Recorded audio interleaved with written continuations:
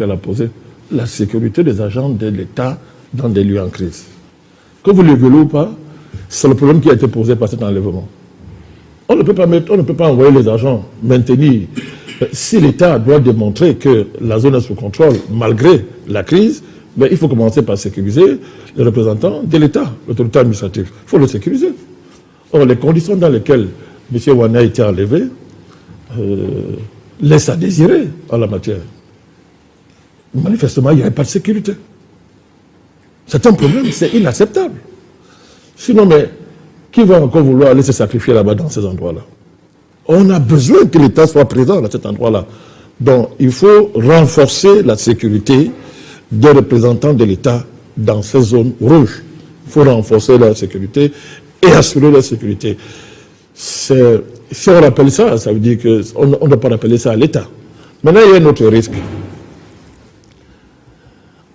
Quand on regarde l'évolution de cette crise, on voit très bien que depuis un moment, qu'on le veuille ou pas, il y a une mutation, n'est-ce pas, de l'ambazonisme en grand banditisme.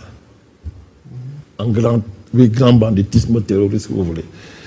Est-ce qu'il n'y a pas un grand marché, n'est-ce pas, qui est là et qui peut déboucher, qui débouche sur un business des enlèvements?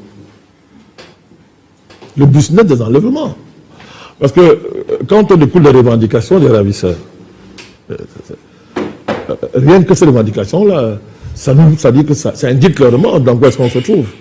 Si c'est un business des enlèvements, une fois de plus, il faut que l'État sécurise davantage, n'est-ce pas, ses représentants dans ces zones rouges-là. Parce qu'on a l'impression que il y a un terreau maintenant favorable, c'est chacun qui va, il suffit d'être bien renseigné, etc.